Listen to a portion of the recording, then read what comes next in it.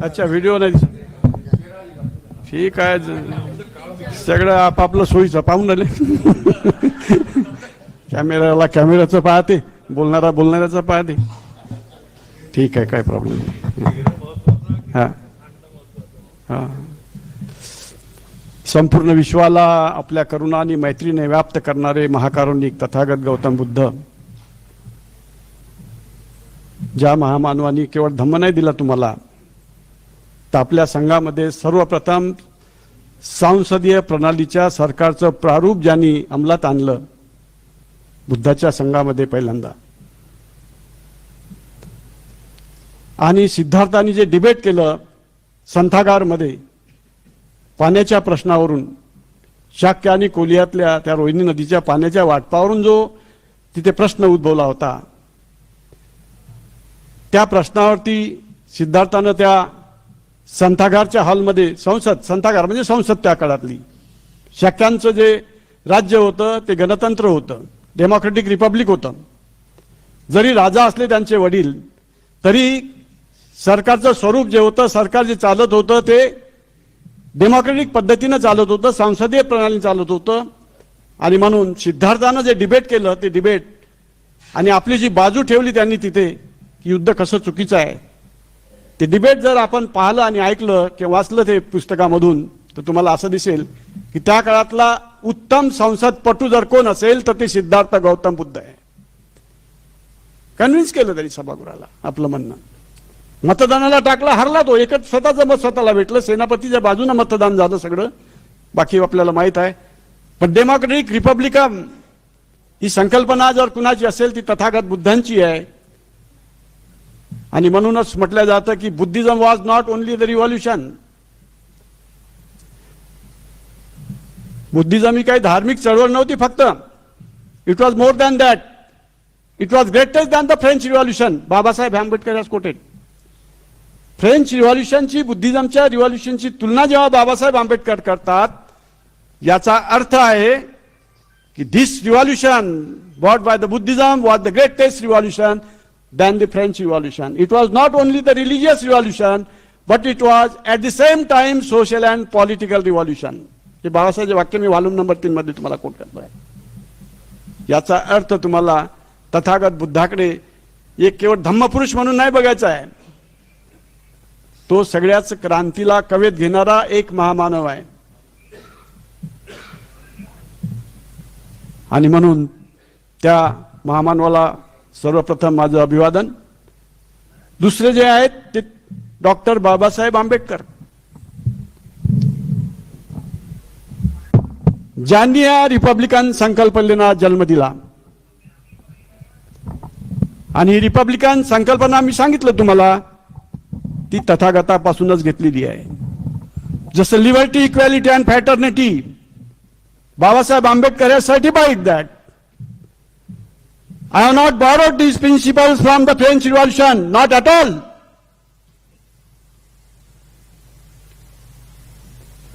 But I have borrowed these principles from the teachings of my master Lord Buddha.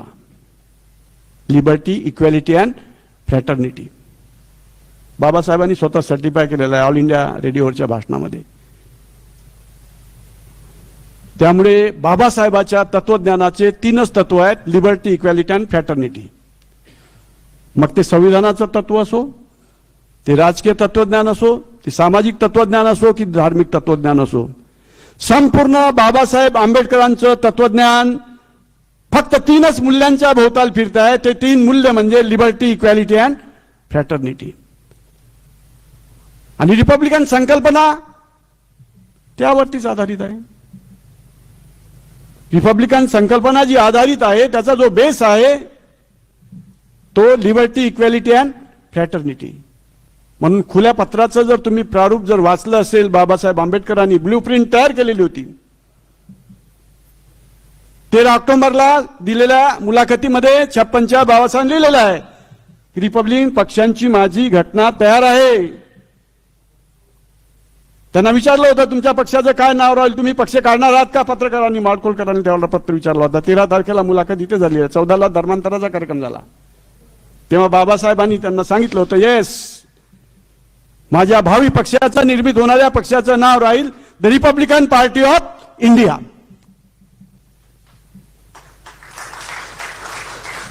India हे फार महत्वाचं आहे. It is not a Republican Party of Akola, Prakash Ambedkar pattern, त्याच्या बाहेर जात नाही.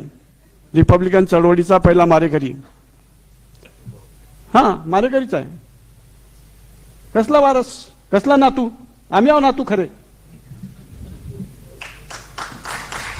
हे हर्षवर्धन ढोके आहे खरे नातू, जे प्रामाणिकपणे रिपब्लिकन वाढवण्यासाठी रात्रंदिवस एक करून राहिलेले आहे, आपल्या आयुष्यात डावावर लावलेलं आहे. तिथं तर 4 भावाच्या 4 पार्ट्या आहेत. 4 भावाच्या 4 पार्ट्या करायला सांगितल्या होत्या का? ताई होते त्याच्यात, त्यांना अनुभवाला म्हणून बाहेर आले. त्या दादाही होते त्याच्यात, त्यांचा अनुभव त्यांनी मला एकदा सांगितलेला आहे. हे सगळे ताऊन सुलाखून आलेले आहेत. त्यामुळे आपल्या दी रिपब्लिकनचं भवितव्य खूप चांगलं आहे. भाजून निघालेले लोक, ताऊन सुलाखून निघालेले लोक जर आपल्याकडे आलेले आहेत तर आपलं भविष्य चांगलं आहे. भविष्य चांगलं आहे रिपब्लिकनचं. मी तर म्हणतो पूर्ण आयुष्य गेलं ना दादांचं. रिपब्लिकन मध्ये रिपब्लिकन विद्यार्थी फेडरेशनचे सचिव राहिलेले. बॅरिस्टर खोब्रा गेले बरोबर खांद्याला खांदा लावून त्यांनी काम केलेलं आहे. 2 वेळा उत्तर नागपूरची तिकीट कटली. एकदा प्रकाश आंबेडकरच्या हेकेकोरीमध्ये तुटली. त्यांनीच मला सांगितली त्या दिवशी घटना. त्यांच्या घरी गेलो होतो. काय किस्सा आहे त्यांच्याच समोर सांगतो. त्यांना उत्तरची तिकीट दिली होती. काँग्रेस बरोबर आपला समझोता होता. सुरेश कलमाडीने तिकीट दिली होती उत्तरची. पण प्रकाश आंबेडकरला कोणा काना भरलं, काय भरलं, नागपुरामध्ये काही प्रॉब्लेम आहे सगळे. प्रकाश आंबेडकरला दक्षिणची पाहिजे म्हणाले. मला तिकीट तुम्ही दक्षिणचे जर देत नसेल तर मला दोन्ही नाही पाहिजे. दादाचा पत्ता कट झाला. ह्या एकेकोरीपणानं सगळं तुमचं आंदोलन, आंबेडकरी आंदोलन मित्रांनो, सगळं सगळीकडे मातीमूल. कशाला पाहिजे 4 भावाच्या 4 पार्ट्या?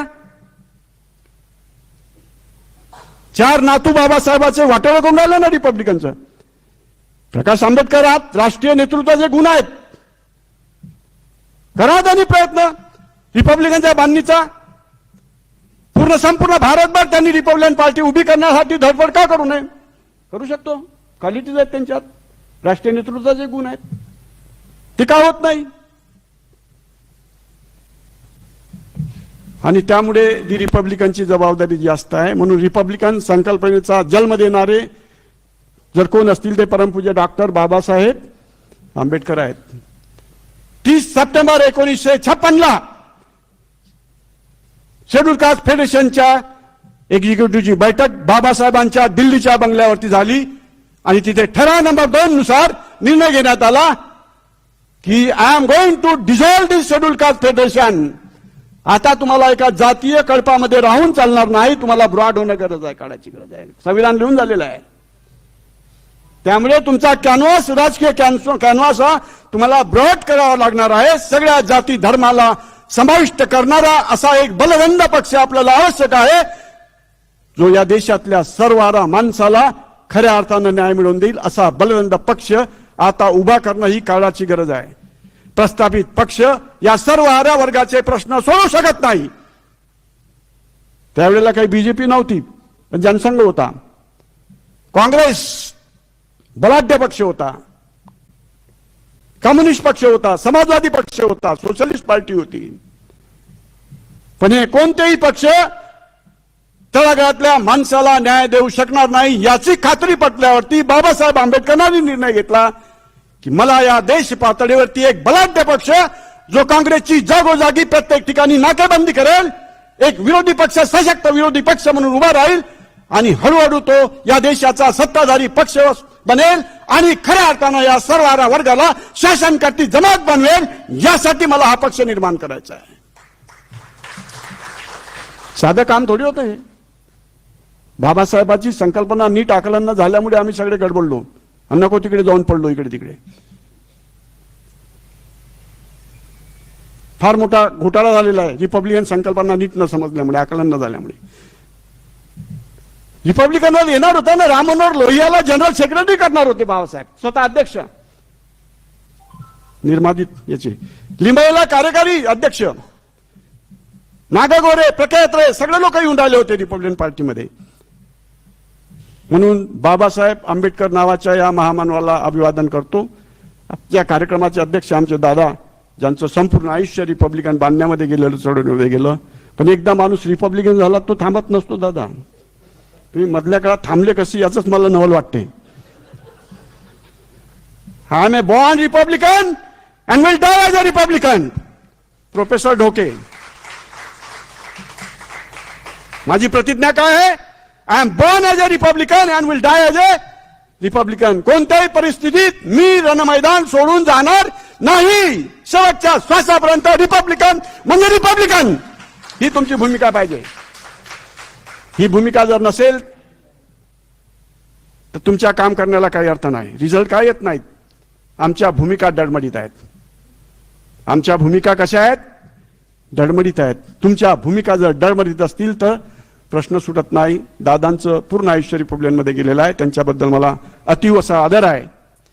त्यांच्यातली जी कला आहे, वक्तृत्व कला तर आहेच, पण कितीही पुढचा माणूस वादविवाद करायला आला तर त्याला ते हारू शकतात, एवढं त्यांच्यातलं कसं मी जोडून बघितलेलं आहे. ए टॅलेंटेड पर्सन. ते जर उत्तर नागपूरहून पहिल्यांदा जर त्यांना तिकीट मिळाली असती, नितीन राऊतचा जन्मही झाला नसता.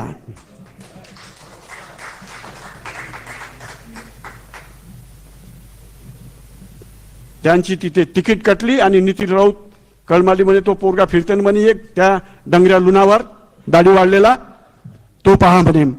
त्यांनी सांगितलं, आठवण मला सरांनी. त्याला तिकीट दिली आणि नितीन राऊतचं खातं उघडलं आणि त्याचं सगळं नशीब फडफडलं. हा इतिहास सरांच्या घरी त्यांनी या आठवणी सांगितलेल्या आहे. This is a turning point. Nitin राऊतांच्या आयुष्यातला हा काय टर्निंग पॉइंट. आणि संधी कोणी दिली मिळून? सरांचा पत्ता कटल्यामुळे ते त्यांना मिळाली संधी. हे सगळे रिपब्लिकन पार्टीच्या रस्त्यातलं सगळं हा ऐतिहासिक काही घटना आहेत. ह्या चर्चेला यायला पाहिजे. विचार परिषद आहे आपली.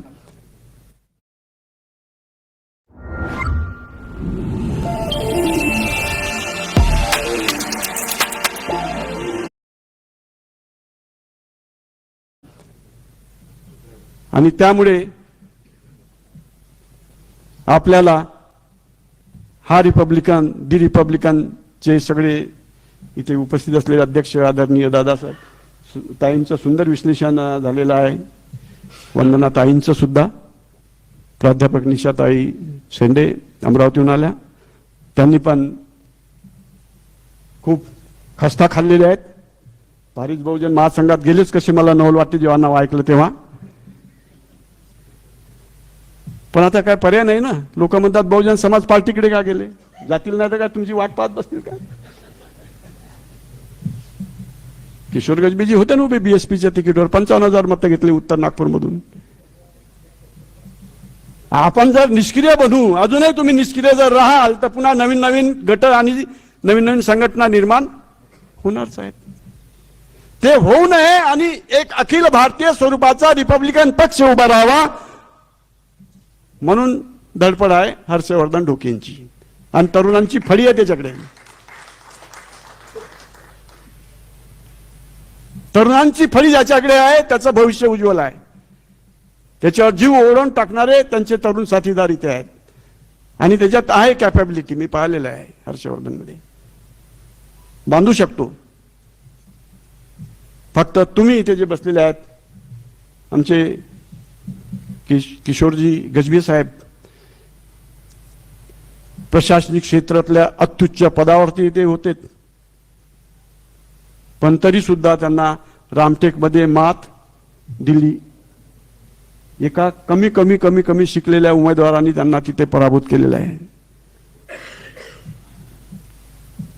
म्हणून काँग्रेसही तुमची होईल की नाही याची काही गॅरंटी देता येत नाही. काँग्रेसनीच तिकीट दिलं आणि काँग्रेसनीच पुन्हा तिकीट नाकारलं आणि काँग्रेसने त्याला पहिल्या वेळेला पाडलं. म्हणून आपल्या घरी आपण आपलं घर पहिले मजबूत केलं पाहिजे आणि करावं लागणार आहे. तुमचा पॉलिटिकल पिंड असल्यामुळे तुम्हाला राहावं लागतं पक्षात. पॉलिटिकल आहे, त्यांचा पिंड काय आहे? राजकारणी आहे. राजकारणाऱ्या सगळ्या गोष्टी कराव्या लागतात. उद्या दी रिपब्लिकनचा इम्पॅक्ट बीजेपी सोबतही होऊ शकते. काऊन नाही होऊ शकत? परिस्थितीच अशी आली. What is possible in present moment. राजकारणात निर्णय घेताना what is possible in present moment हा विचार जास्त आपल्याला करावा लागतो. समजा 10 आमदार तुमचे महाराष्ट्रात आले, उद्या पार्टी तयार झाली आणि 10 आमदार निवडून आलेत. बीजेपीला 10 आमदाराची गरज आहे सत्ता स्थापनेसाठी. तर तुमच्या नेत्याला काय निर्णय घ्यावा लागेल? प्रकाश आंबेडकर सारखी हेकडी करावं लागेल का त्याच्यात आत शिरावून सत्ता प्राप्त घ्यावं लागेल करून? त्याच्यात 2 कॅबिनेट मिनिस्टर होत असतील, एखादा उपमुख्यमंत्री होत असेल तर काय वाईट आहे? पॉलिटिक्स असं असतं. पॉलिटिक्स मध्ये रिजिड काही नसतं. No rigidity in politics. Politics is a very flexible game. One should be very flexible. तिथं सिद्धांत जास्त ताणून धरावा लागत नाही की नाही हिंदुत्ववादी आहे म्हणजे आमचं जळणार नाही. कारण बॅरिस्टर खोब्रागडेने जनसंघाची मदत घेऊन नागपूरला 5 महापौर दिले की नाही? काँग्रेसचा नको, जनसंघाला वाटते काँग्रेसचा नको, रिपब्लिकन वाल्याला वाटत होते की काँग्रेसचा महापौर नको. अशा वेळेला जनसंघाच्याही मदतीनं नागपूरचा पहिला महापौर डॉक्टर डी.पी. मेश्राम रिपब्लिकन पार्टीचा झालेला आहे. पहिला महापौर. आणि मुंबईचा पहिला महापौर पी.टी. बोराडे झालेले आहेत 57 ला. 1957 ला शेड्यूल कास्ट फेडरेशनच्या वतीनं त्यावेळेला रिपब्लिकन पार्टी स्थापन व्हायची होती. पी.टी. बोराडे मोठे मोठे लोक स्टँडिंग कमिटीमध्ये होते बॉम्बेच्या. चांगल्या चांगल्या कमिटी आपल्या ताब्यात होत्या मुंबईच्या 1957 ला पहिल्या इलेक्शनमध्ये. आणि या पहिल्या इलेक्शनमध्ये नागपूरच्या महानगरपालिकेच्या जे 51 ला महानगरपालिका स्थापन झाली आणि 52 ला पहिलं महानगरपालिकेचं इलेक्शन झालं, तेव्हा बॅरिस्टर श्रेष्ठराव वानखेडे हे पहिले महापौर झाले आणि उपमहापौर कोण होते? Doctor D P. मेश्राम होते उपमहापौर. आणि 62 ला नंतर ते पहिले रिपब्लिकन पार्टी ऑफ इंडियाचे महापौर झाले doctor D P. Meshram. This is history. History पाहिजे माहिती आपल्याला. हिस्ट्री माहित असेल तर पुढचे पावलं चांगले पडतील. दुसरा रिपब्लिकन पार्टीचा महापौर नागपूरचा झाला तो सखाराम पंत मेश्राम. रिपब्लिकन पार्टीचा 62च्या नंतर रिपब्लिकन पार्टी, 57 नंतर रिपब्लिकन पार्टी होती. 3 ऑक्टोबर 57 ला रिपब्लिकन पार्टीची स्थापना याच नागपूरच्या दीक्षाभूमीवरती झाली होती. आणि त्या पार्टीच्या स्थापनेला 7 लाख लोक उपस्थित होते. जगातली अद्भुत पार्टी. त्या पार्टीचं नाव आहे रिपब्लिकन पार्टी ऑफ इंडिया. साधा आहे का रिपब्लिकन पार्टीचा कार्यकर्ता बनणं? गर्व पाहिजे तुम्हाला. काय लावलं? बहुजन बहुजन बहुजन. कुठून आणलं बहुजन? बहुजन हा शब्द डॉक्टर बाबासाहेब आंबेडकरांच्या लिटरेचरमध्ये नाही आहे. Governing class and survival class अशी लढाई आहे बाबासाहेबाच्या. What Congress and Gandhi have done for the untouchables या पुस्तकामध्ये. There is no mention of the Bahujan. चुकीच्या कन्सेप्टवरती आम्ही सगळ्या चळवळी उभ्या केल्यात आणि आता पतनाच्या मार्गाला आम्ही लागलेलो आहोत.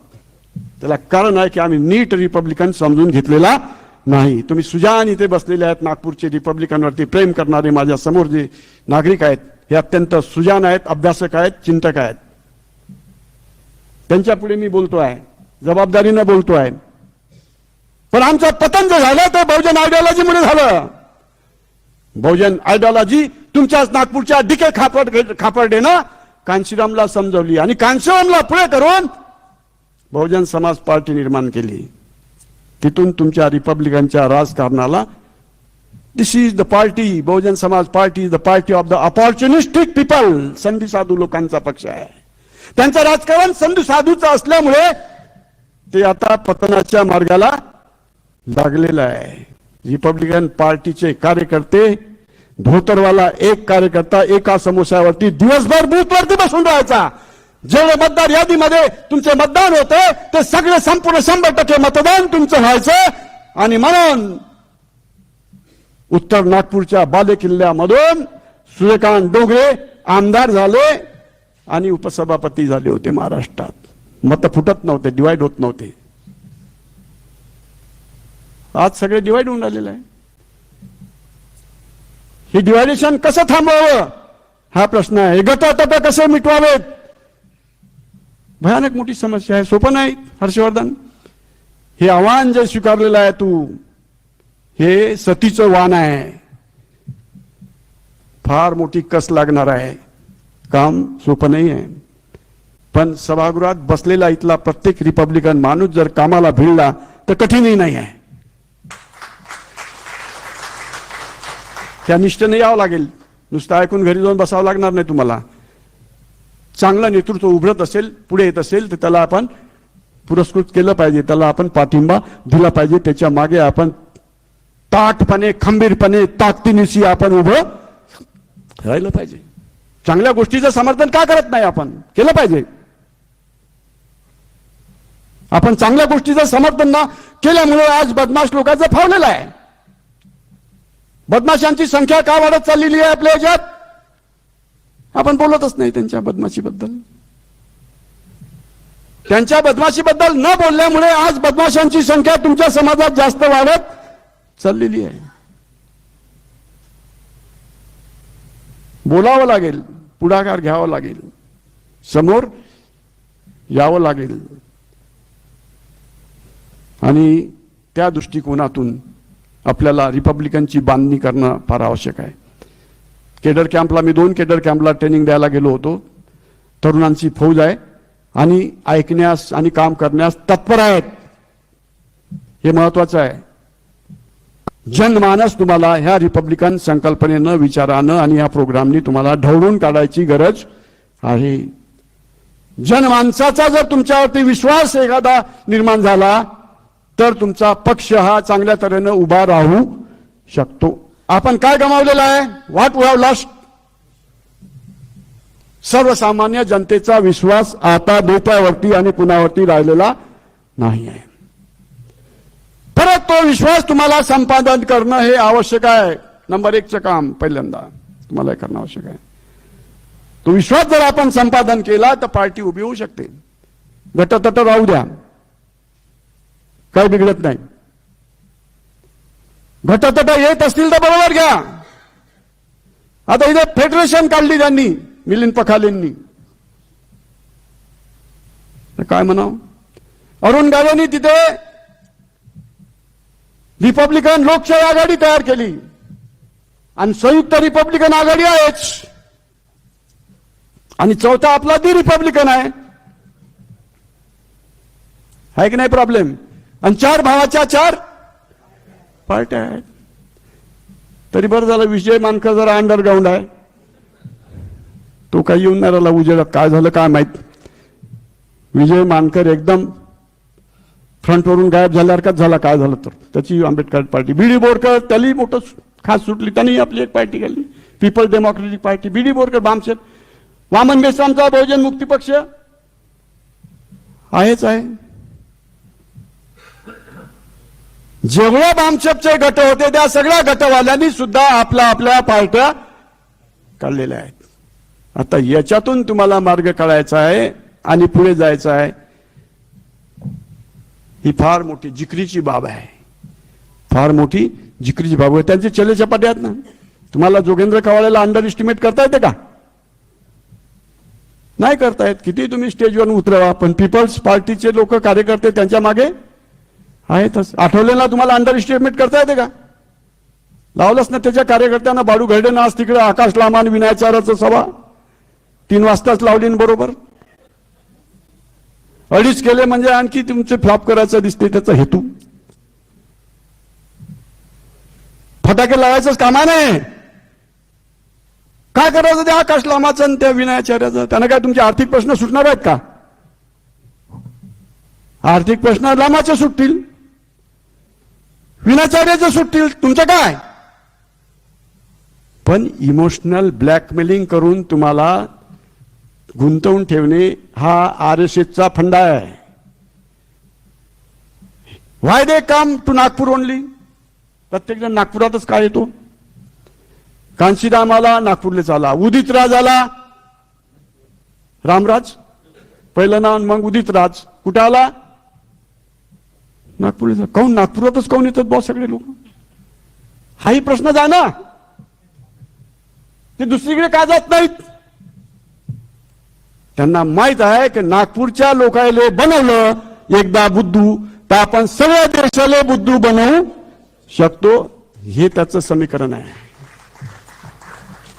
आणि म्हणून चुकीचा विचार हा सतत असा वाढत जातोय. लोक इमोशनल झालेले आहे, भावनिक झालेले आहे, भावनिक पातळीवरती. म्हणून भैया खैरकरची निर्मिती तुमच्या समाजात फार मोठ्या प्रमाणावर आता व्हायला लागलेली आहे.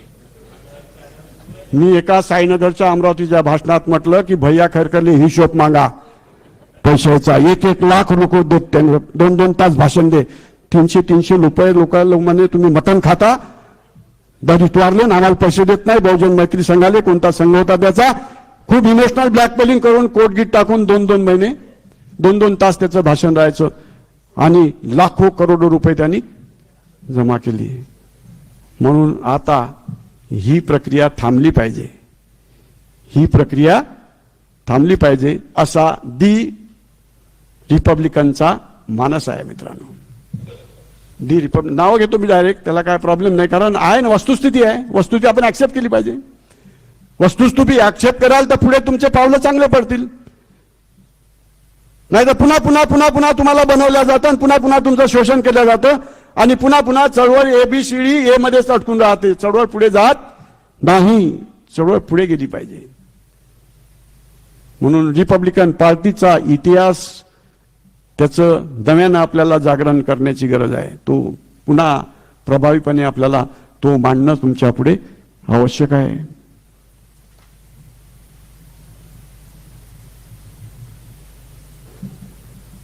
तो जर आपल्याला माहित नसेल, नवीन पिढीला काही माहित नाही. माझा अनुभव आहे, फील्डमध्ये काम करतो मी.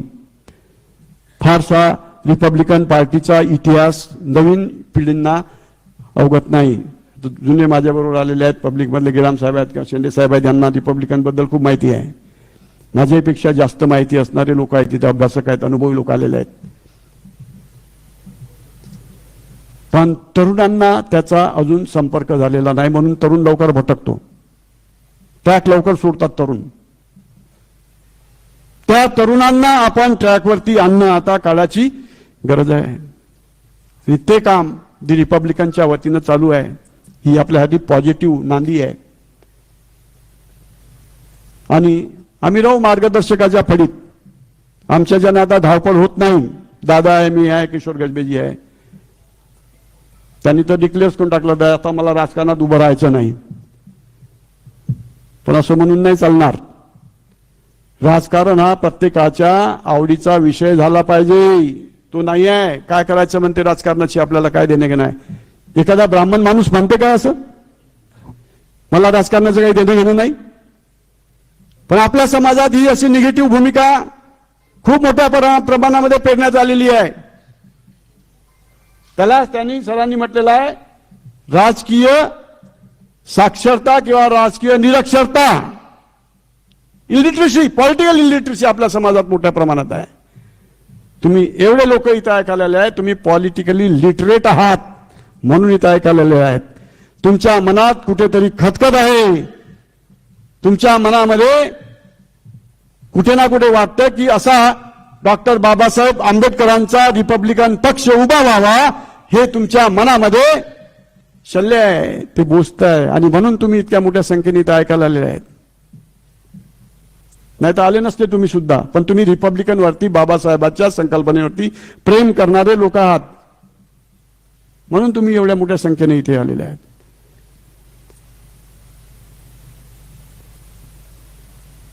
भारतीय संविधानाचा प्रामाणिकपणे अंमल या देशातले प्रस्थापित पक्ष करू शकणार नाहीत, ही बाबासाहेबाला जाणीव होती.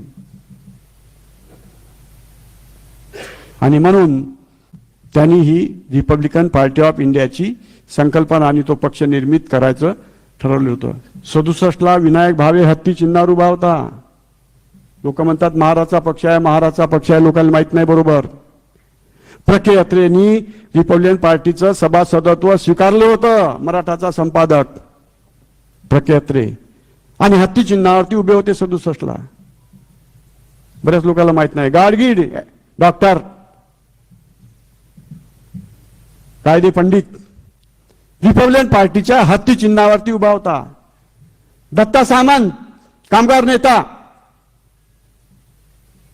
रिपब्लिकन पार्टीचा तो मेंबर नव्हता किंवा उभा नाही राहिला तिकीटवर, पण रिपब्लिकन पार्टीच्या सपोर्टनी तो निवडून आला होता दत्ता सामंत, म्हणून त्याला रिपब्लिकनचाच आमदार समजत होते. 1967 ची गोष्ट सांगताय तुम्हाला. कोण म्हणते महाराजची पार्टी होती? पण जाणीवपूर्वक या पार्टीला एका जातीमध्ये जातीची पार्टी म्हणून बदनाम करण्यात आलेला आहे. ही पार्टी एका जाती. एन शिवराज काय महार होता का पहिला अध्यक्ष? रिपब्लिकन पार्टीचा पहिला अध्यक्ष एन शिवराज, ज्यांना रिपब्लिकन पार्टीचे पहिले अध्यक्ष बनण्याचा मान मिळाला ते N Shivraj. Barrister Khobragade general secretary झाले आणि जे परिषद बोलवली होती त्या परिषदेचे अध्यक्ष बॅरिस्टर खोब्रागडे होते दीक्षाभूमीवरती पक्ष फॉर्मेशनच्या. आणि जेव्हा एन शिवराजला खुर्ची बॅरिस्टर खोब्रागडे दिली तेव्हा 7 लाख लोक उभे होऊन त्यांनी सॅल्यूट केलं होतं. ती आहे रिपब्लिकन पार्टी ऑफ इंडिया.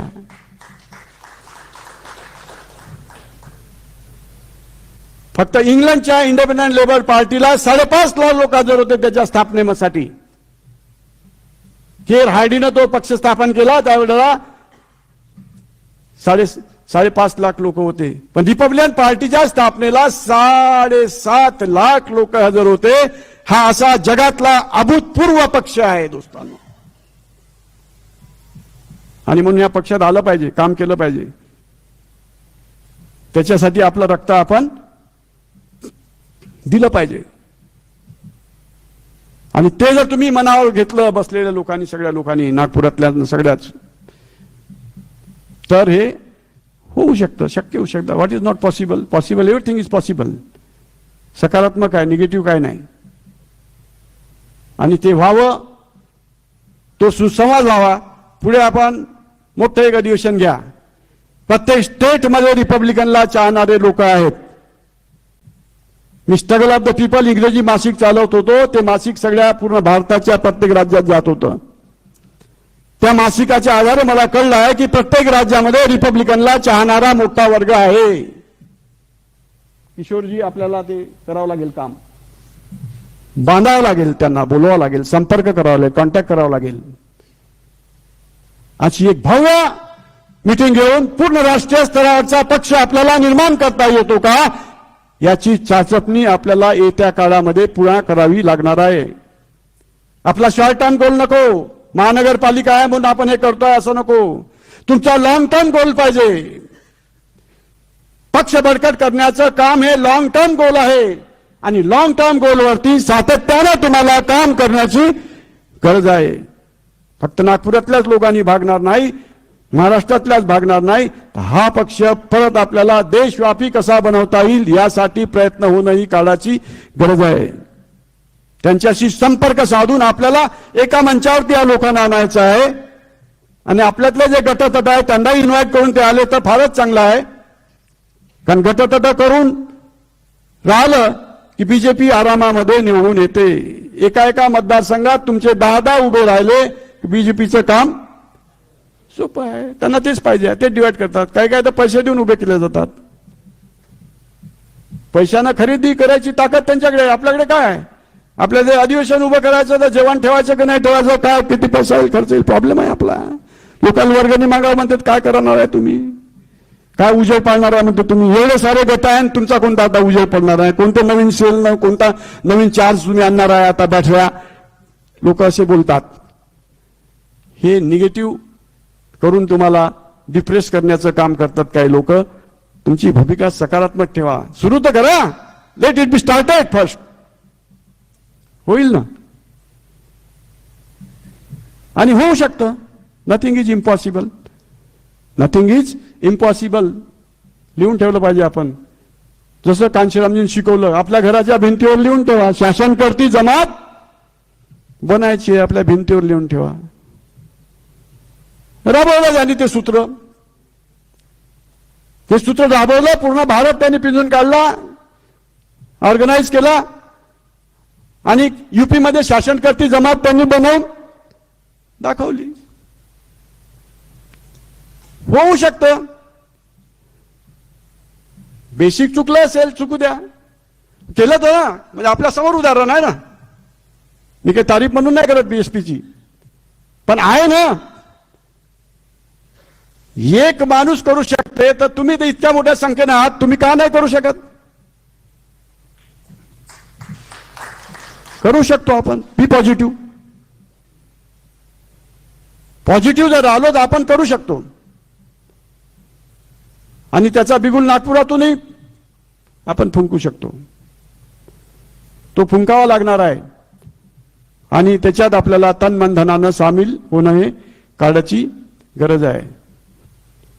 बीजेपीला नुसते दोष देऊन त्यांचा आता अनालिसिस करत बसलो आपण, तर आपण काहीच करत नाही. आपण करत काही नाही आणि आपण नुसता त्यांच्या समीक्षा करत बसलो तर त्याच्यातून काही फारसं साध्य होणार नाही. तुमचा प्रोग्राम तय करा, तुमचा जाहीरनामा तय करा, तुमचा अजेंडा तयार करा. त्या अजेंडावरती पब्लिकमध्ये जाऊन त्यांना अवेकन करा आणि पब्लिकचा विश्वास गेलेला, गमावलेला विश्वास, परत तो विश्वास तुम्ही मिळवा. या पद्धतीनं स्टेप बाय स्टेप जर केले, आपण पुढे जर गेलो तर होऊ शकतं. It is possible. Nothing is impossible. Nothing is impossible. पुन्हा वैभव आपल्याला प्राप्त होऊ शकतं. Nagpur was ruled by Republican Party of India once upon a time. मी सांगितलं तुम्हाला 2 महापौर होते, त्याच्यानंतर 3 आणखी महापौर झाले. स्टँडिंग कमिटीचे चेअरमन, पहिली महिला स्टँडिंग कमिटीची चेअरमन तुमच्या नागपूरचीच होती. काय नाव होतं त्या बाईचं? ताराबाई मेश्राम, सकाराम पंतांच्या पत्नी, पहिली महिला. मीनांबल एनशिराजची पत्नी चेन्नईची पहिल्यांदा महापौर झाली. साधा आहे काय? चेन्नईची होतं ना. तुमचं हे सगळं आहे ना, तुमच्यात ताकद. अजूनही ताकद निर्माण केली तर हे होऊ शकतं, घडू शकतं. बॅरिस्टर खोब्राडच्या पक्षाचा कचुरलाल जैन बालाघाटचा खासदार नव्हता का? डोमन सिंग नागापुरे 3 वेळा रिपब्लिकन पार्टीचा निवडून आला. एज्युकेशन मिनिस्टरही झाला होता मध्य प्रदेशातला डोमन सिंग नागापुरे. काय महार होता का तो? हा, केवलचंद जैन, कचरूलाल जैन. चला केवळ हा कचरूलाल जैन तिरोड्याचा, कटंगी जवळ गाव आहे. तिरोडा जैन बालाघाटचा ओपन कॉन्स्टिट्युशन मधून निवडून आला होता. आणि भंडाऱ्यामधून आपल्या बाबासाहेबाला पाडलं काँग्रेसनीच. सगळ्याला इतिहास माहिती आहे. 54चं पोट निवडून पहिल्यांदा 52ला पाडलं काजोळकरांनी. स्वतंत्र मजदूर पक्षामध्ये फिल्डिंग लावली होती काँग्रेसनी आणि गांधीजींनी की बाबासाहेबाला कोणत्याही परिस्थितीमध्ये निवडून येऊ द्यायचं नाही मुंबईमधून. त्यांच्या विरोधात देवरुखकर उभा केला होता, पी बाडू केला होता उभा. आणि मतं डिवाइड करण्यासाठी पाना राजभोज आणि देवरुखकर काँग्रेसने उभे केले होते. बाबासाहेबांचे सहकारी नंतर झाले, ते शेड्यूल कास्ट फेडरेशन मध्ये आले. पाना राजभोज शेड्यूल कास्ट फेडरेशनचा राष्ट्रीय अध्यक्ष सुद्धा बनला होता नंतर. पण 37ला बाबासाहेबाला पाडण्यासाठी काँग्रेसने देवरुखकर आणि पाना राजभोजचा मतं डिवाइड करण्यासाठी वापर केला होता आणि बाबासाहेबाला पाडण्याचा कसोशीनं प्रयत्न केला होता. पण 37ला पहिल्यांदा स्वतःच्या पक्षाद्वारे पहिल्यांदा निवडून येण्याचं भाग्य बाबासाहेब आंबेडकरांना लाभलं. त्यानंतर बाबासाहेब आंबेडकर या संसदेमध्ये किंवा विधानसभेमध्ये कुठेही पोहोचू शकले नाहीत. ज्या माणसाने या देशाला संविधान दिलं, संविधानाच्या अंतर्गत पार्लमेंटरी डेमोक्रेसी दिली, त्या संसदेमध्ये, त्या पार्लमेंटमध्ये बाबासाहेब आंबेडकराला पोहोचता आलं नाही.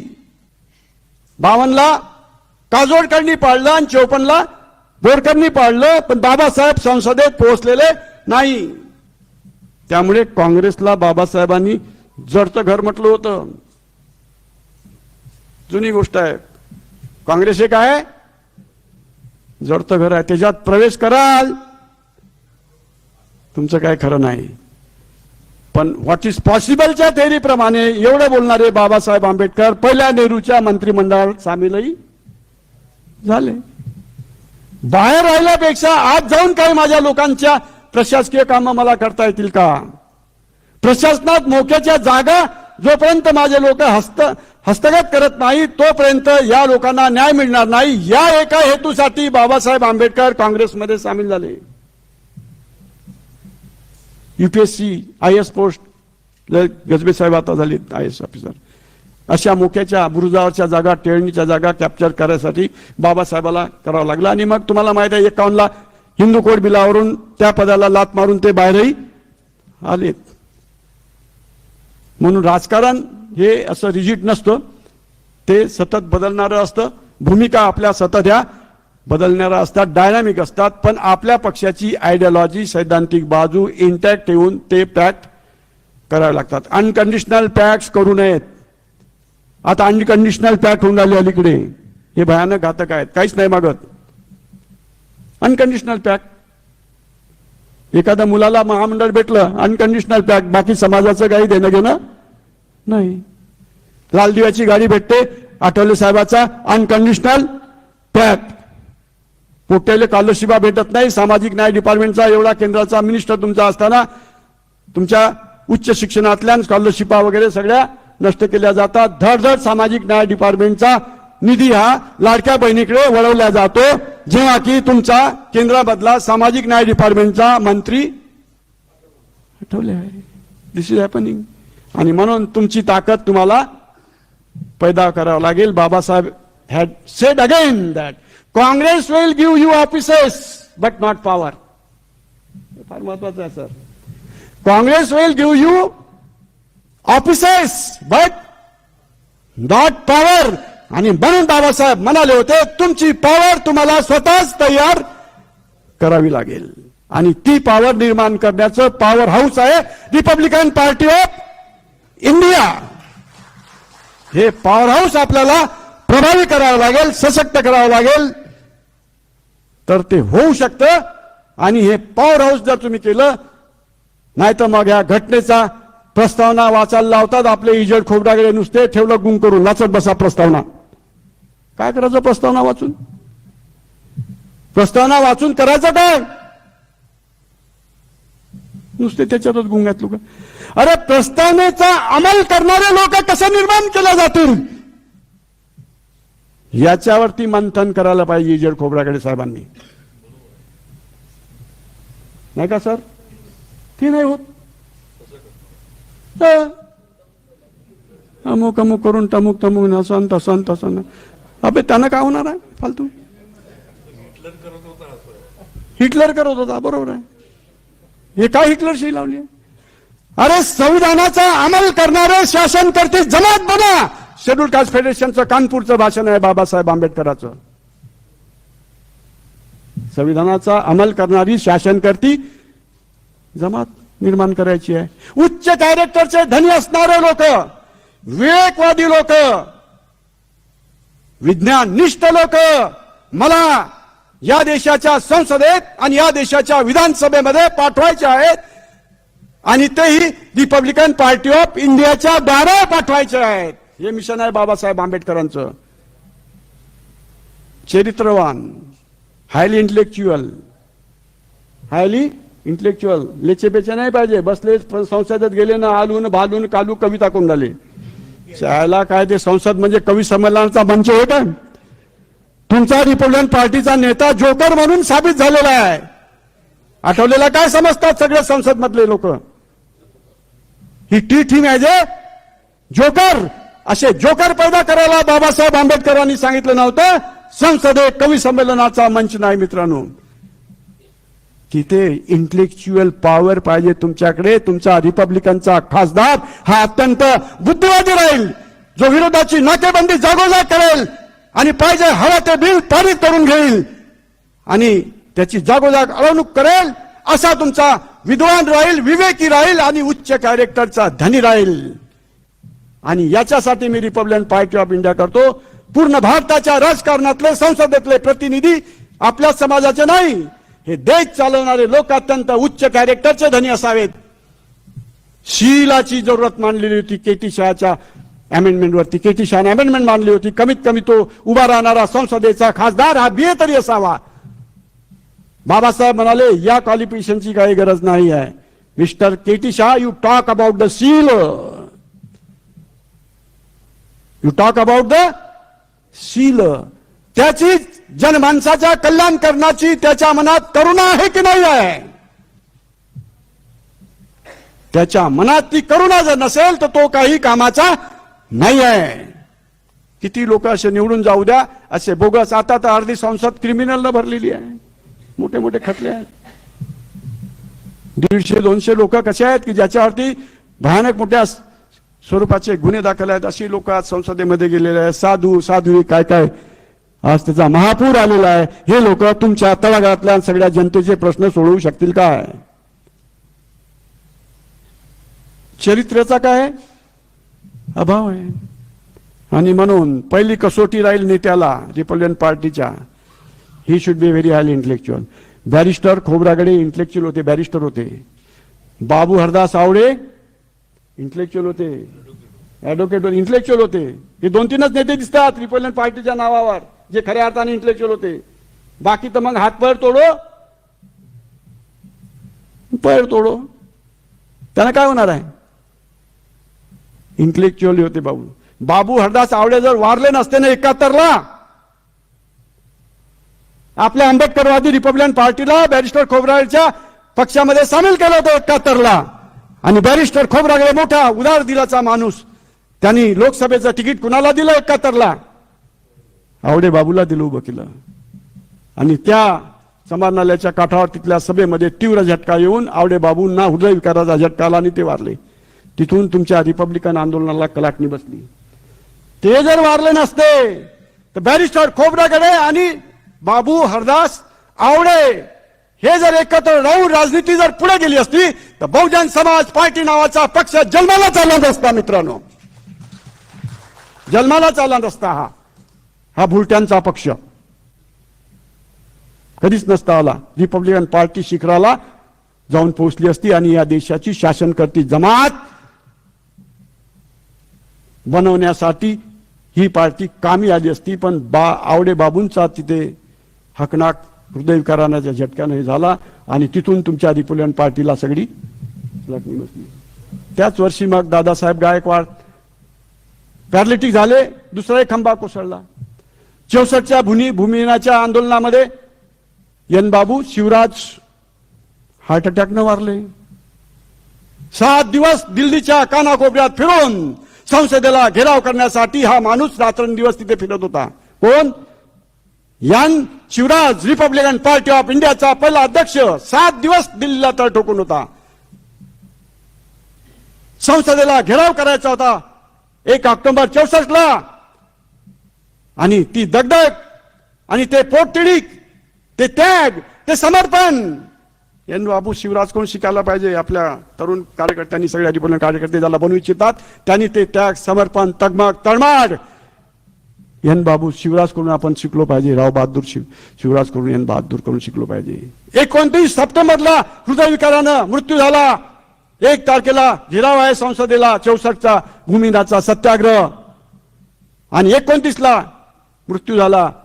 काय करावं, मोठ्या चंब्याची स्थिती निर्माण झाली. पण दादासाहेब गायकवाड, बॅरिस्टर खोब्रागडे, हरदास बाबूजी आवडे यांनी सगळ्यांनी, BC कांबळे पासून सगळ्या लोकांनी निर्णय घेतला की नाही, कोणत्याही परिस्थितीमध्ये आपल्याला हे आंदोलन थांबवता येणार नाही. आंदोलन चालूच राहील. संसदेला घेराव झालाच पाहिजे, ती इच्छा होती शिवराजांची. आणि म्हणून ताबडतोब प्लेननी ते प्रेत घेऊन गेले मद्रासला. नागपूरला ते प्लेन संध्याकाळी रात्रीला 11 वाजता आलं आणि सगळ्या नागपूरकरांनी त्यांचं दर्शन घेतलं. आणि सकाळी ते प्लेन 9:30ला चेन्नईला पोहोचलं. त्यांची प्रेत यात्रा आटोपून मिलांबलने आक्रोश केला.